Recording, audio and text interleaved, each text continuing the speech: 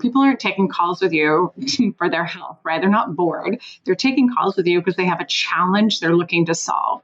And when I heard that, thank God I learned it early in my sales career. It really changed the lens for me that is what we're doing, right? People have issues and challenges and things that they're looking to improve on. And if we're selling something that isn't super transactional, we have such an opportunity to be consultative, to hear what their issues are, and just to guide them to make better decisions and get better results. So I love that about sales. We can represent something we're really passionate about, hopefully, and we can make an impact in people's lives and their success and all of that stuff with whatever we're selling. Welcome to the Rising Leader Podcast, bringing forth the new wave of rising leadership and helping leaders find purpose, connection, and results. This is your host, founder of Alluviance, Alex Kremer. What is up, and welcome back to the Rising Leader Podcast. And if this is your first time joining us for the show, welcome. We are so grateful that you're here. This is your host, Alex Kremer, and I am so grateful and excited to be welcoming our guest today, Miss Samantha McKenna. Samantha, what up? Good to see you. What's up, Alex? Thanks for having me. Of course. We have been working on getting this scheduled for a very long time. And I've been witnessing just what you've been doing within the tech space now for essentially, I don't even know, 7, 8, 9, I don't even know, a very long time. A good while. Good while. And, I feel like even though this is, technically, I'll just share with the audience, it's our first time officially meeting here, but we've put in a little bit of prep leading up to this, but we've just been interwoven through outreach, through watching on LinkedIn and all that sort of good stuff. But I'll first kind of give, Samantha a little bit of background on you in terms of who you are, and then I'll let you kind of fill in the gaps. So you are the founder and CEO of #SamSales. You oversee a team of all women, which is absolutely awesome. You are a keynote speaker. You are an angel investor. You are an advisor at, I don't even know how many tech companies at this point. You're a former head of sales at LinkedIn. You are a guest lecturer at Northwestern University, the Kellogg School of Management. You've also created global sales programs. You've launched new verticals. You've overseen go-to-market strategy. And one of the things is funny is as I've been doing my research of what is she like? The thing that kept popping up is she brings a lot of energy and she's very, very enthusiastic. So I'm like, okay, I have my cup of coffee right here. I'm like, all right, I got to be ready to go for this podcast right here. No, thanks. I think the energy seems to be endless, and enthusiasm definitely endless. But I like to keep it light, keep it fun. Life is too short to be serious and uptight. So let's just have a good time. Okay, I'm in for that. So how did I do on the intro, by the way? Did I miss any thing that's blaring? Man, you forgot that I do this amazing thing. You killed it. I think the only thing I'll add is that I've done all of these things and made all this money and gotten all these successes and records broken and all that stuff by doing things differently. So I think just about everything that we teach and everything that I've done is a little bit outside of the norm of what every other person does in sales. And maybe that is why there's been so much success behind it. But something we really pride ourselves on is we shake things up a little bit. Okay. Is that just part of what #SamSales is, or have you always been doing things differently? That's just a part of your identity. Always been this way. So I think for lack of a better word, I always felt like I knew better than whoever was telling me to do whatever they were telling me to do at work. So I always kind of carved my own path, and then I would prove the results, and probably a little bit of ego there. I would say, see, it worked. You can do things differently. You don't have to do 100 cold calls. You don't have to work 90 hours a week to hit your quota. You can just do things a little bit differently. So it's always been my foundation, and then building on that. And then I think I kept making all this positive impact at different companies and thought, I'm making all this money for everybody else and making positive impact for just one company. So what can I do if I on my own? And that's how SamSales was born almost 4 years ago. Okay. So let's dive into that. So 4 years ago, you started it. Yeah. Let's even go back further than that. Sales. It's a big thing that you preach. It's a big part of what your brand is. I've, from being a speaker to actually the go-to-market programs, all that sort of stuff. Why sales? I think if you follow my future husband, Corporate Bro, he's got this great video. He knows it. He knows about my love affair. It's fine. I'm gonna meet him at SaaS this year. I'm very excited. It's gonna be fine. Totally not freaking out. But if you follow him, he has this great video. It says somewhere along the way you screwed up. He uses a different word, and you ended up in sales, right? And I feel like a lot of us feel that way. I will say I got into sales really reticently. There is a brand that sales has that we're all trying to change, right? It seems skeevy and manipulative and aggressive and all that stuff. And it's actually such a fabulous profession, but it has such a bad brand. And so I had that false perception when I got into sales, but I said, I'm going to take this job. I negotiated for $5,000 more of annual salary very wisely. I was really proud of myself back then. And when I got into the role, I had this great teacher who basically said, people aren't taking calls with you for their health, right? They're not bored. They're taking calls with you because they have a challenge they're looking to solve. And when I heard that, thank God I learned it early in my sales career. It really changed the lens for me that is what we're doing, right? People have issues and challenges and things that they're looking to improve on. And if we're selling something that isn't super transactional, we have such an opportunity to be consultative, to hear what their issues are, and just to guide them to make better decisions and get better results. So I love that about sales. We can represent something we're really passionate about, hopefully, and we can make an impact in people's lives and their success and all of that stuff with whatever we're selling. Mm-hmm. So when you initially got into sales, did you ever have the experience you're like, man, why am I doing this? This is so stressful. I got this looming big ass quota hanging over my head all that sort of time. I got these, not so nice all the time prospects who are, hurting my feelings, whatever it might be. Like, how has your experience of sales, I guess, evolved from the tough times and also the high points? Yeah, I think I was so ashamed to be in sales at the beginning that I tried to change my title to business development. I was like, that's so much more elegant and refined than sales. And so that was one thing.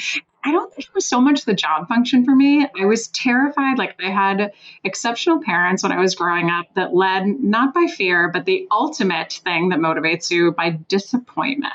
And so for me, being somebody that disappoints the people that are counting on me is like just the absolute worst thing on the planet. So what I was nervous about is that my executives were putting their trust in me with a quota and with our accounts and, bringing in revenue. And what if I just didn't do it? It was something that I felt I couldn't control in those early days. I didn't know about quota math. I didn't know how to prospect correctly. I didn't know about, number of outbound calls I needed to make in order to succeed. I didn't know any of that stuff. I had no traditional upbringing in sales, I guess. So I was more nervous about that. Give me the challenges and the hustle and the grind and all that crap all day long. I just want to make sure that whoever's trusting me to do a job, that I'm going to do it, then I'm going to do it really, really well. I'm not much of an underperformer. I'm always, how can I do more? And that scared the shit out of me, to be frank. Yeah. Well, I mean, I think you said something earlier that is, really important, that it's not a hard thing to embody of how do you actually, as a sales professional, truly just mean well and want to add value to somebody.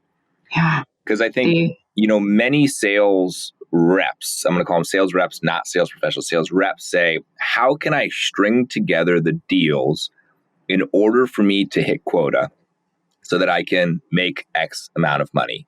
Mm-hmm. Do that, whether or not the prospect or the customer realizes it, like they feel it, like they feel that commission breath coming off of you. They smell it. It's disgusting.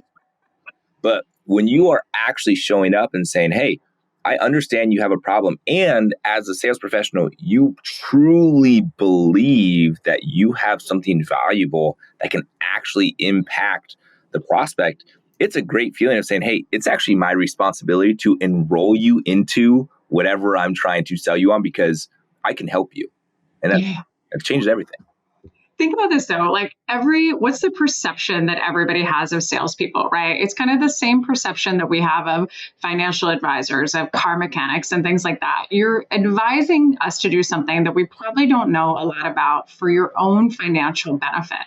And let me say just one thing there. There's a mechanic that I love in my DC area. And I took my car in once. I have an old SUV that I drive around for my Home Depot car, and took it in, and they said, hey, 6 things are wrong with your car. 3 of them we can fix. The other 3 things, even though it's a 2012, these are 3 things there's class action lawsuits happening against your manufacturer for. We suspect if you call your dealership and say that, let them know, they'll probably fix it for free. What? I mean, I think you think about the perception that when someone is genuinely here to help you and they're treating your money like it's theirs and they're looking for angles, not necessarily to benefit themselves, but to take care of you, you are going to earn that customer's trust like that, because their expectation is that you're going to come with the complete opposite. So something we say here all the time, right? You've got a discovery call, your initial 30-minute call where a client gets on with you. Somebody has been generous enough, right? Yes, we're all equally busy, and yes, we all have goals, and yes, our time matters as much. Blah, blah, blah. Somebody's been nice enough to give us 30 minutes of their time to try and understand, to tell us what their challenges are and for us to solve them. That is our job. And I think that that's where discovery calls and the sales profession goes so wrong. We show up to qualify. We show up to ask BANT. We show budget authority needed timing. For those of you who don't know, we show up to ask our 19 list of questions that are super narrow and benefit us. What CRM do you use? How many records do you have? All that stuff. Who gives a shit? If you show up to the call and said to say, why'd you show up here today? How can I help you? Much more professionally said. What we're trying to do is, 1, understand exactly that. But 2, when we ask broad, open-ended questions of what they're going through, not only are we not focusing on product and feature stuff, but we're getting to actual business pain. But the amount of verbal, unleashing that happens is key. Right. So we would show up, right? Alex, you work for Catalyst, and we would say something like, hey, we can tell you a million things about Sam sales. We do 1, 2, 3 that relate to your specific job title. But why don't you tell us? We'd love to hear about Catalyst first. We know this, and this about you, right? But tell us about your team, challenges, initiatives ahead. Like, what's the overall landscape like there? I'm asking absolutely nothing about Sam sales. I just want to know what's going on with you. And usually we get 2, 3, 9 minutes of just verbal unleashing again. And we get everything we basically need to figure out, is this call worth my time? Do you have challenges we can solve? And if not, who can I introduce you to that'd be a better fit for you?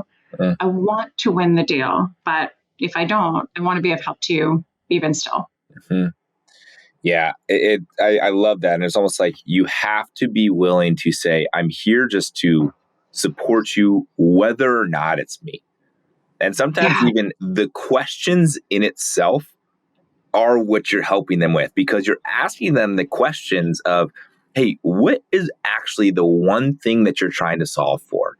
Yeah. Sometimes when people ask you that question, you're like, damn, what is like the one thing I'm actually trying to, I haven't been asked that question before. It helps give clarity in itself. Yeah.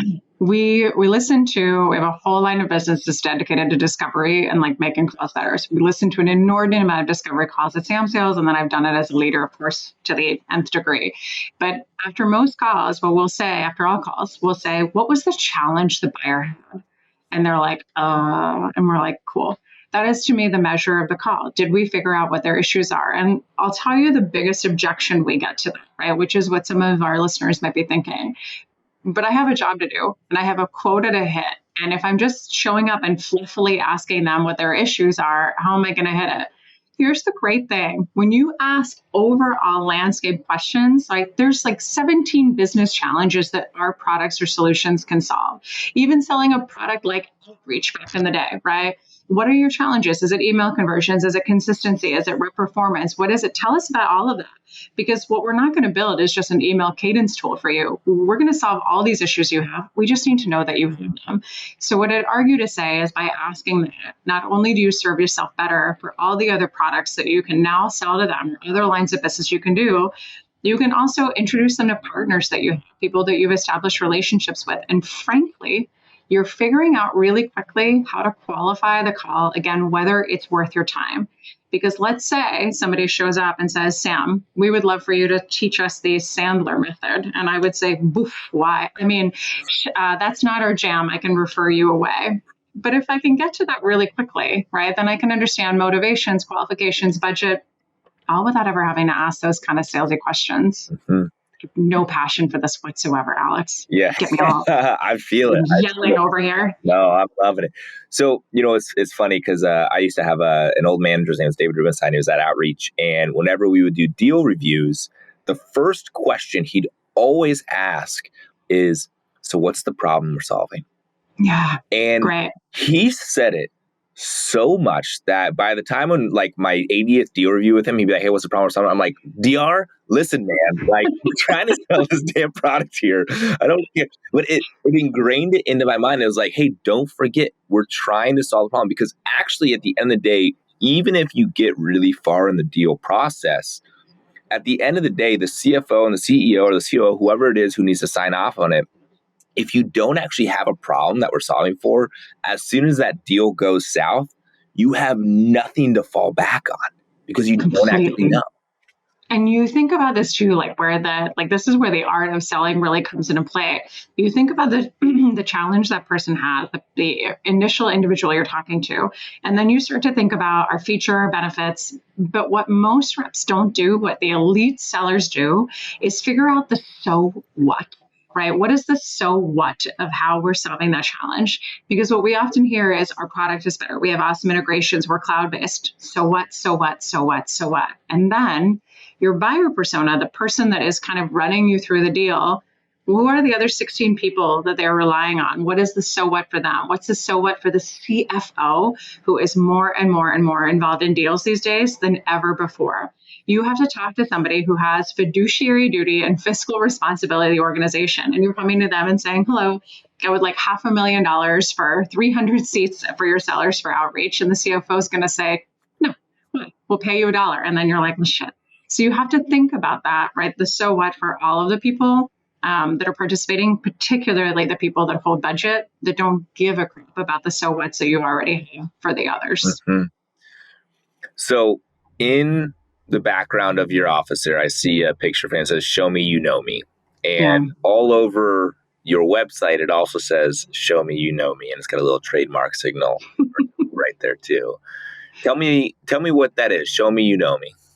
Let's honestly talk about the origins of this tagline. So you and I have a mutual friend in common, a gentleman by the name of Lee Cohen. And Lee was a mentor of mine. In 2012, I got to know Lee. And Lee was talking about kind of, personalizing the experience with our clients. And he's like, you have to show them you know them. And I'm like, ooh, it rhymes. I like it. It's catchy. So I started to say it. And then I kept saying it and kept saying it. It became part of our brand. Then we trademarked it. And Lee was like, excuse me. And I'm like, hey, I'll give you some royalties. He's let us run with it, though. But here's the thing, right? At the simplest level, it's just doing some research and understanding something about your buyers as people, like the human being that they are, not the wallet share that they have, who your buyers are, what their challenges are, something about the company. Have they worked with you in this space before? Are they previously churned client? What do we know about the person in the company that we're talking to? And to me, this bleeds through the very first email we send, the very first subject line that we have, right? That's actually personalized and not Alex plus Sam initial conversation. My God. Wait, or quick question. That subject line doesn't work. Please, for the love of God, let's just send those to the graveyard. And this is true when you've had a client for 10 or 20 years. What do we know about them? And you think about just what the standard is right now. The bar is so low in sales. Every time we get on calls, 99% of the discovery calls we listen to, we hear a couple of things like this. Hey, Alex, how's it going? Where are you based? How long have you been there? Where did you work before Catalyst? And all people do is die inside because it's clear you did absolutely no homework. My favorite is when people ask what brought me to Sam Sales. And I'm like, well, I started it, man. So that's what brought me here. Think about this. We can do baseline research. Who this person is, how long they've been there, have they been promoted, where do they work? Do you have common connections? Baseline research, right? Also, this is how we stand out amongst all the noise of every email that's out there. We think about the email subject line being the most important part. We preach this every single day. If you are an executive leader, if you are a Kevin or a Mark at Catalyst, you are getting 15, 20, 30 sales emails a day. A day. It's wild. How do you stand out, right? What do you do to be different? So we talk about doing that research, finding common connections, finding things you can authentically connect on. And if there is absolutely nothing except a tumbleweed going past on their LinkedIn profile, go to the company page, right? We just did a deal with Apollo.io. And when we're talking to Apollo, if I had showed up on my call and I had said, like, how's funding going for you guys? And they would look at me with their eyes crossed and they would say, it's great. We just announced 100 million today. I would look like an idiot. So find those things that you can find something on, connect authentically, and stand out from the noise. Here's the great part. Your email will infinitely be more likely to be open. Like we usually see 75% to 80% open rates. Reply rates usually in the 20%. If you think about it, industry averages are 0.9%, not even a percentage point for a reply. So if we can get an open, we can get a reply. We're getting out of the yes or no territory. We're getting out of the maybe territory, right? We're getting to a yes or a no. And even if it's a no, was it a no right now? Is it a no forever? Is it no because of circumstances? Can we politely push back? Can we connect on LinkedIn? Can we nurture you? Can we meet in 90 days? Like the benefit of that. And maybe the fluffiest of all, you build a positive brand. They see you as a seller that's not like, quick question, but instead as somebody who just gave a shit, sorry for cursing again, but gave a shit and did your research. And again, the company name also gets a positive brand. So lots of win-wins there. And also, again, no yelling or passion on my side. So first off, very supportive of the cussing, if that's what helps you be passionate about this. So let's talk about that. So I love the show me, you know me, outbounding. You just kind of mentioned that right there. Outbounding is one of the hardest, in my opinion, that it's ever been. There's so much noise out there.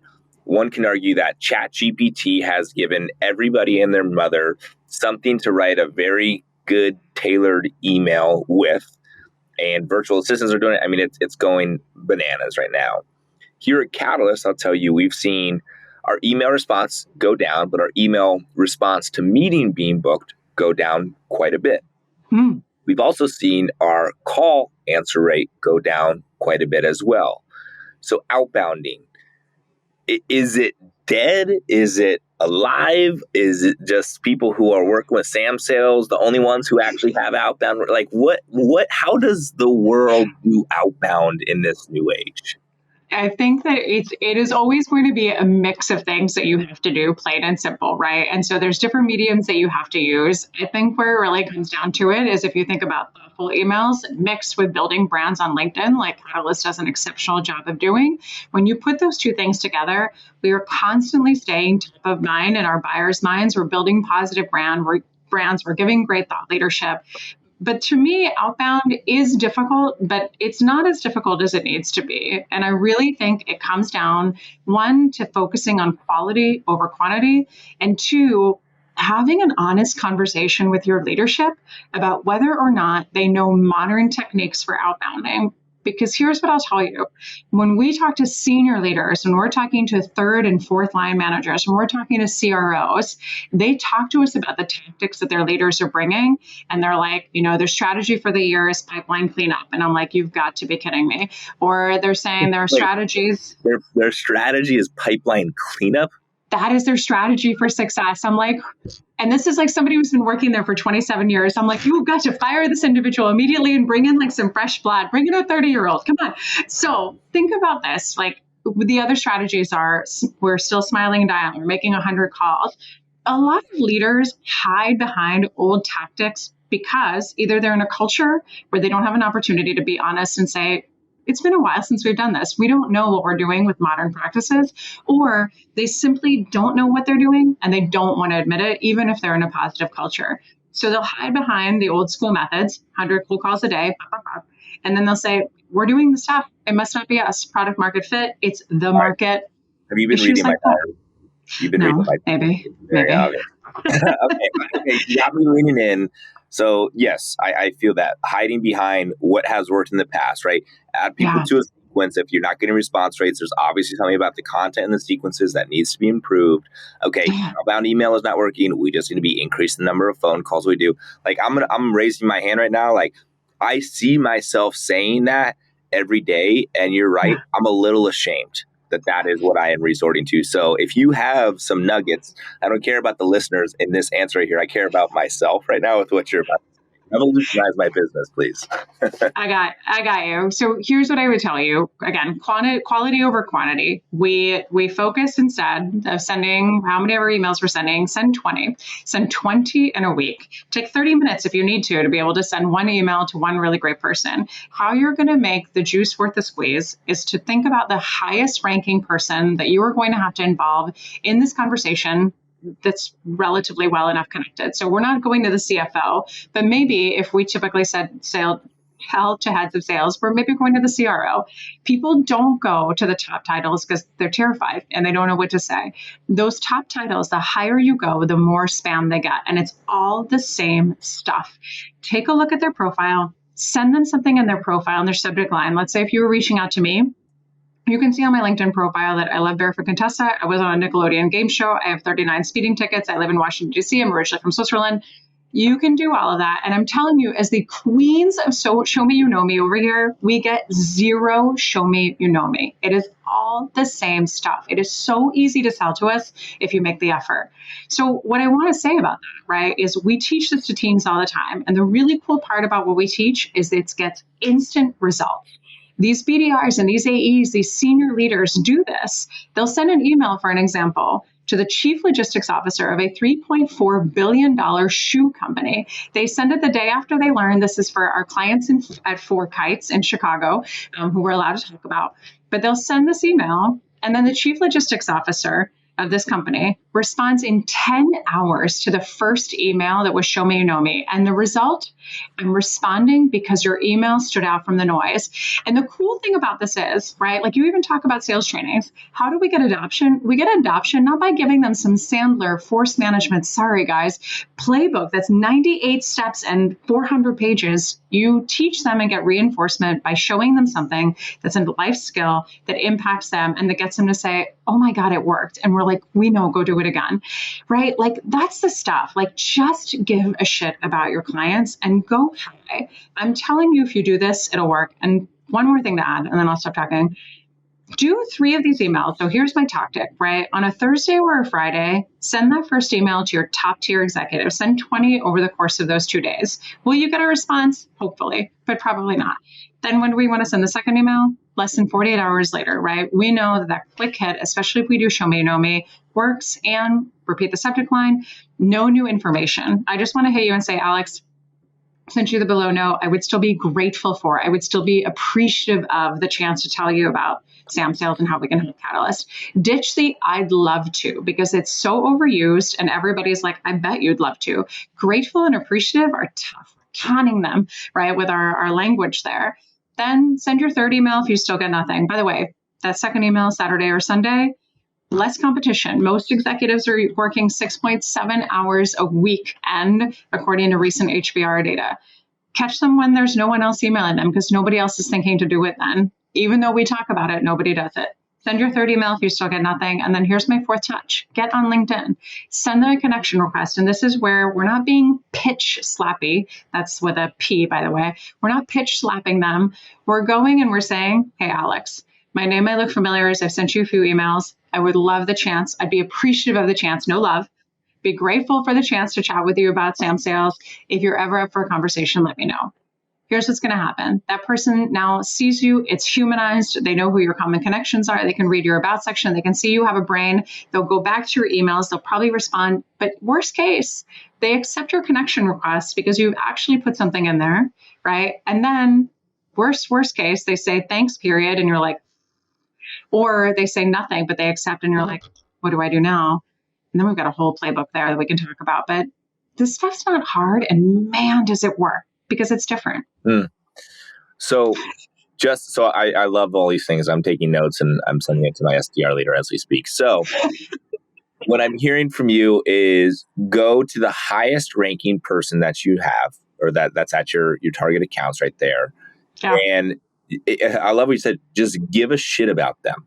Yeah. What do they actually care about? And so I guess that sounds really simple, but I still have questions. Yeah. What does that mean? If I was to shoot that email, like, here at Catalyst, we go after a chief customer officer. Let's just say that, right? If I was going to go to them And what would that first email say that would show like, hey, I actually want to know, I give a shit about what you care about. Like, how would I go about doing that to them? Yeah. So I think people also make a mistake that personalization has to be tied to the relevance of what they care about at work. And I completely disagree. Do not forget that these people are human beings, right? So if I think of something like, I look at Kevin's profile, right? You're one of your co-founders, or I know Mark, I think Mark's your CRO, yeah. I wasn't sure if it had sales CRO, but I know Mark, but let's say I didn't, right? I would find something, Mark is a tougher cookie and tougher nut to crack, but let's think about maybe somebody a little bit more open. I would look for something just about their personal life that I can authentically connect on. This isn't, yo, you went to FSU, go Knowles, want to buy our crap. No, it's what about where I used to work, who we have in common, where I used to live, where I live now, something that you have some authentic connection to. If, again, you can't find that, we'll go to our website. But let's say you can come up with something. That goes in the subject line. So my subject line to myself would be, again, 39 speeding tickets plus Barefoot Contessa plus Catalyst. And then you would send it out and I would roll right into it. Sam, 39 speeding tickets. I don't understand how you still have a license. Teach me your ways of negotiation. I could tell a story around that, maybe about my own speeding tickets, or say I have 6 and I thought that was high, dear God. Right? I hope you have insurance. While I could talk about that all day, what I really want to chat with you about is how a Catalyst can support Sam sales. The thing that you want to think about here, and that most people miss, is that the value proposition that we write is always marketing driven. Every single email that we read, because we write sequences as part of our business, is marketing. Here's what we do. Want to buy some?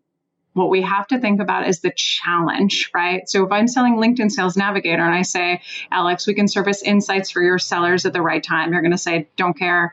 I have Zoom Info, I have Apollo, I have Google Alerts, I have everything else for that. Don't care. Have it. What challenge can I solve? So think about that for the customer. If you get on these discovery calls, what is the number one thing you know is happening in the market? If we are writing sales leaders, we say pipeline, pipeline, pipeline, pipeline. Everybody is talking about lack of pipeline and deal stagnation because of the market. We call bullshit. Here's how we can help you, right? And so you think about that. But the other thing to consider in your email, real quick caveat, as you're hearing me talk, you're like, that's really long. I thought my emails were supposed to be short. Forget all that horseshit as well. Let's come back to this in just a second. When you talk about the value proposition, the other thing you have to think about is the hidden or forthcoming objection. So if I say, hey, we can train your teams on Sales Navigator, which we can, you're going to say, I have a CSM at LinkedIn who can do that. I don't need you. I've got to think about what that objection is that I always hear when I say what we can solve. And I have to get around it in that email because the person's not responding. And even if they do, they're going to expect me to argue, so they probably won't. If they push back, what would you say? Just write that in the first email. You may have a CSM. I realize you probably have something that helps you with churn or mitigate churn for your clients right now. Here's why we're different. And that has to be really, really strong, or be a hypothetical that they haven't considered yet that makes them say, we're not doing that. I'll close on the length piece. You think about somebody like Kevin Chu, right, who is your co-founder. And if we think about, let's just pretend everybody wrote strong, challenge-based short emails.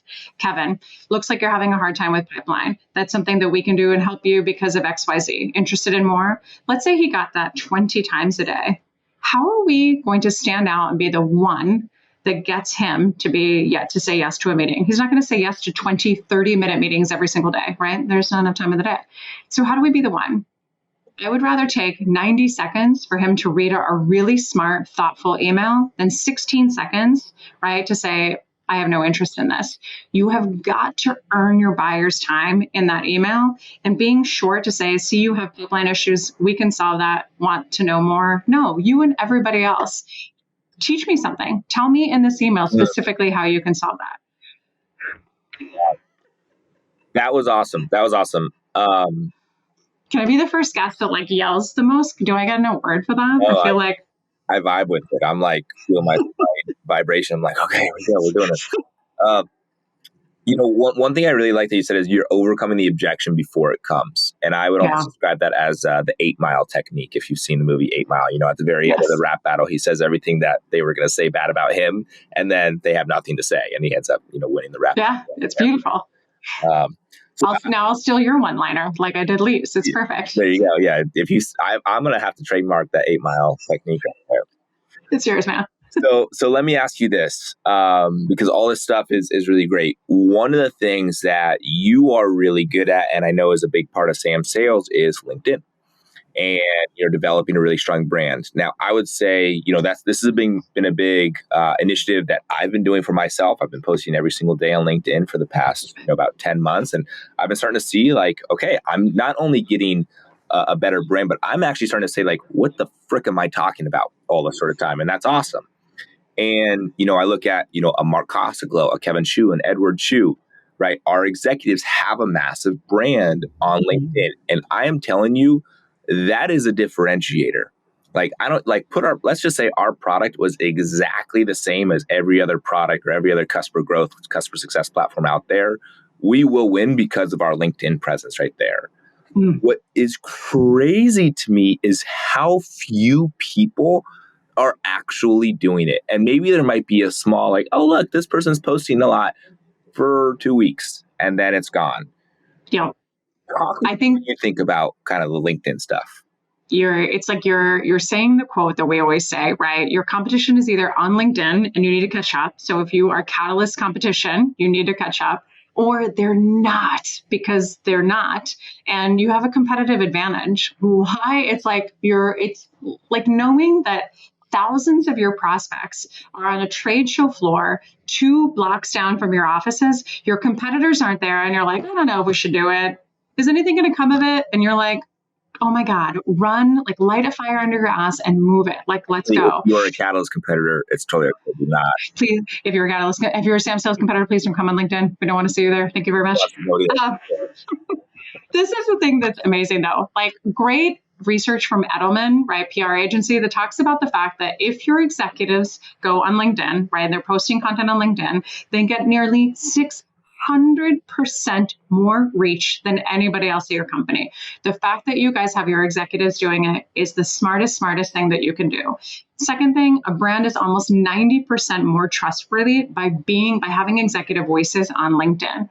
Here's the thing that's interesting about the shift of LinkedIn over the years, right? And even LinkedIn is taking notice of this. The audience, 920 million members globally, less than 1% of the people post consistently once a week, right? Alex, you and I are both in that 1%. But there's no competition here, right? And that's consistently. The second thing to think about is over half of those 920 million members are coming into the platform at least once a week for a minimum of 5 minutes. They are coming in not to be told and not to be sold. They are coming in to read and to learn. It's like you have a captive audience, even if you have 1,000 followers, of people that you can get your message out to, that you can get your thought leadership out to, that you can talk, by the way, not auto sharing your company content in your blog. No one cares. But an audience that wants to learn your stories and your intel and what we should be doing. I will plug Kevin all day long because he actually shares really smart, meaningful, actionable content, right? But you also think about you're learning from him as an executive leader, as somebody who's really passionate about the client experience and churn and all that stuff. But you also have the opportunity to share all the personal stories of how people did that. Right? If you're an immigrant, how did you get into the country and what did you do and how did you become a success? If you were the people, by the way, we do this for a living. We build executive brands on LinkedIn, and every single person, we're talking C-suite of 40,000 person companies. We're talking about celebrities. We were talking about entrepreneurs who have built $100 million businesses, right? From nothing. When we talk to them, their backgrounds are bananas, right? Former Hells Angels as parents, refugees from Iran, arranged marriages, factory workers when they were 19, managing 40-year-old men that had no respect for them. I mean, I hope you have goosebumps because I sure as hell do. And you think about the stories. How did you start? How did you find resilience? How did you overcome homelessness to become a C-suite at a Fortune 500 company? For the love of God. People want to read those stories, and they don't care if you are the Mark Cubans of the world or if you run a little 13-person sales consultancy out of Washington, D.C. They want to know how you did it. How did you make your first $1 million?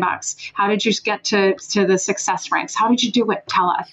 You've got an amazing opportunity to share these stories, thought leadership, teach, promote your brand, promote yourself, and get insane brand exposure for like nothing. And yet we dump money into sponsorships and LinkedIn ads and Google ads and pay-per-click and SEO.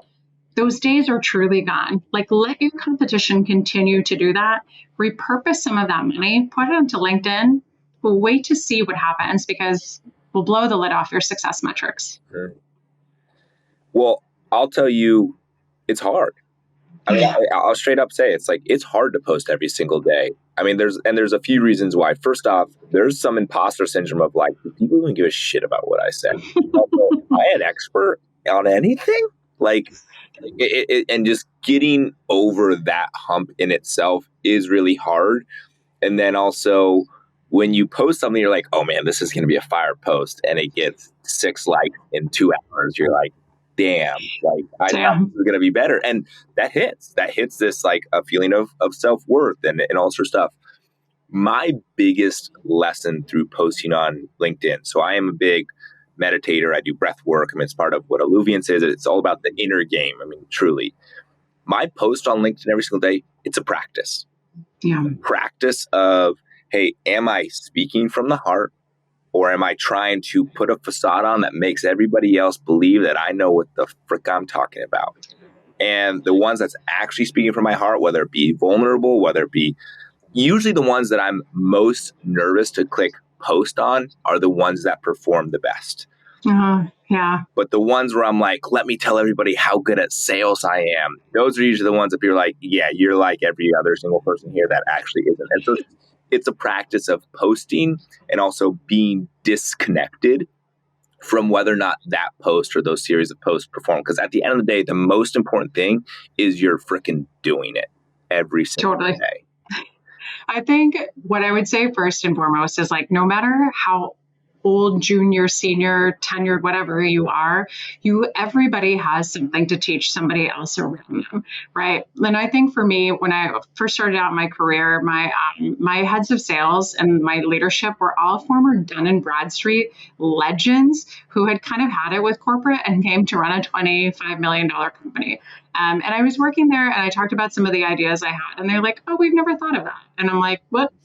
What do you mean? Like, you've been doing this for a while. And so I just started to take feedback and be like, oh, well, this works. And this had a positive outcome. And this was helpful. I got positive feedback from a client, right, that this worked. So if these are innovative ideas to people who worked at D&B for 20 years, I wonder if I can help other people. So I just started posting.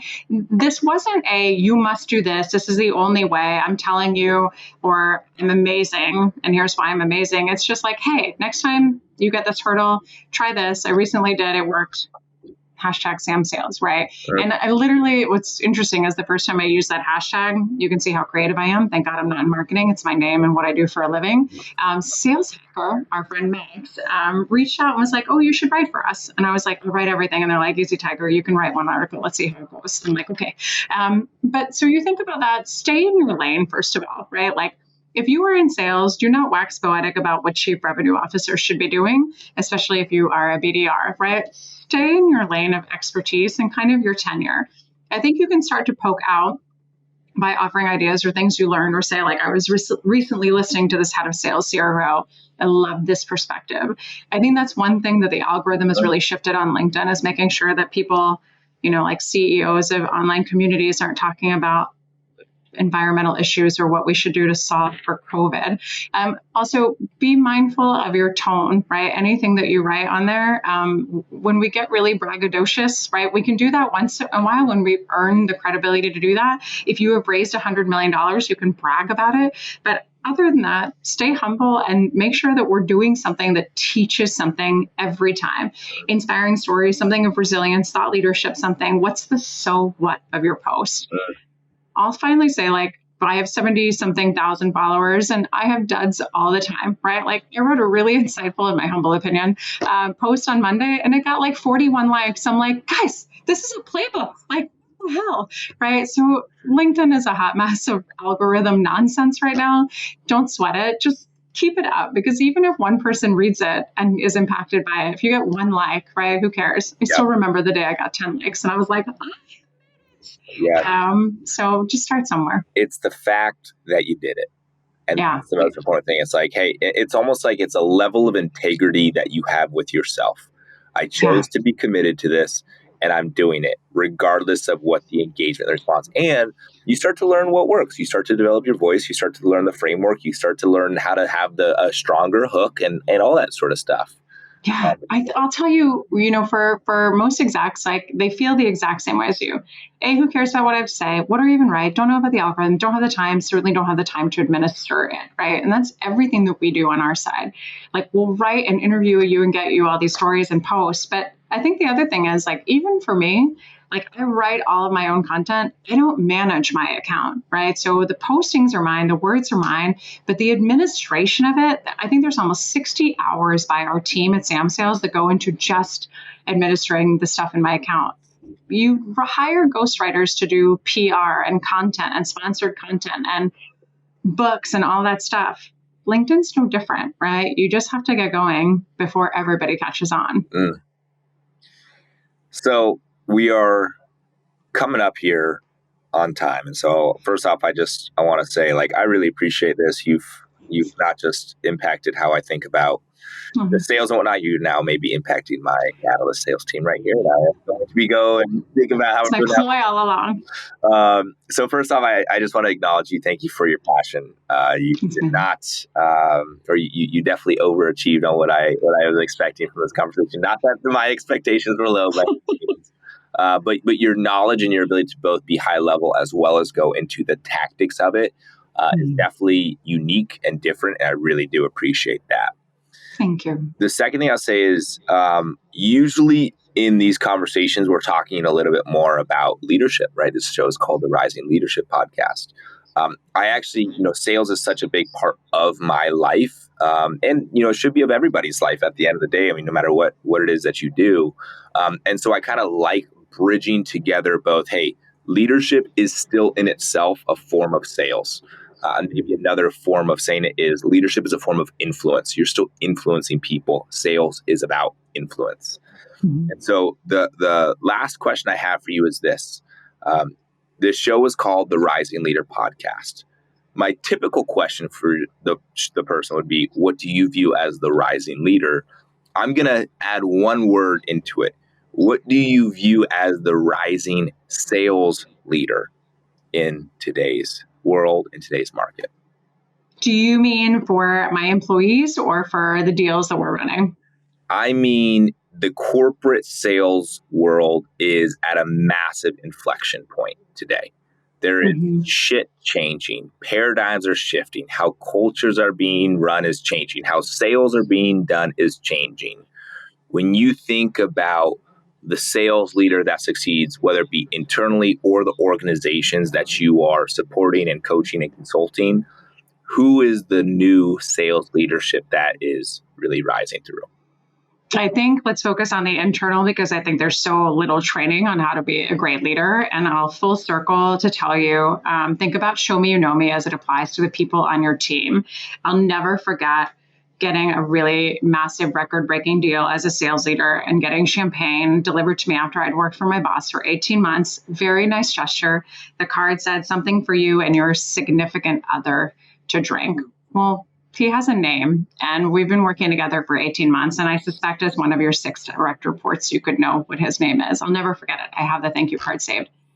What does your team care about? What's happening in their lives? And don't just think about the big things. Just give a shit about the small things, right? Write it down. One of our reps, her AC busted a couple of days ago. So I literally wrote on my calendar, there's only so much room in my brain. Did she get AC back? And I pinged her on Slack, like, hey, what's your AC situation? And she's like, how is it possible that someone so busy thinks about that? Or think about just one extra level of question you can ask, right? When somebody sends you pictures of their kids in their Halloween costumes or whatever, ask a little bit more about it. How did you pick it out? Is this a repeat from last year? Did you make these? Just show you give a shit about the people that you're selling to and their report to you, how inspired they'll be and they'll walk through fire to never work for anybody else again. It's good. It's real good. And why I think it's so good is you're relating it to how you do sales. Show you just care. People that you give a shit. It's a tough bar, but hopefully we'll get there. Man, Sam, if people want to get a hold of you, follow you, engage with your content, what is the best way to do so? Say hello on LinkedIn, of course. Pop over to samsalesconsulting.com. We have a pretty funny newsletter packed with actionable stuff every single week. And we do a lot of free webinars. So you can work with us and never pay us a dime. Every entrepreneur's dream. But come and say hello and give us the support there.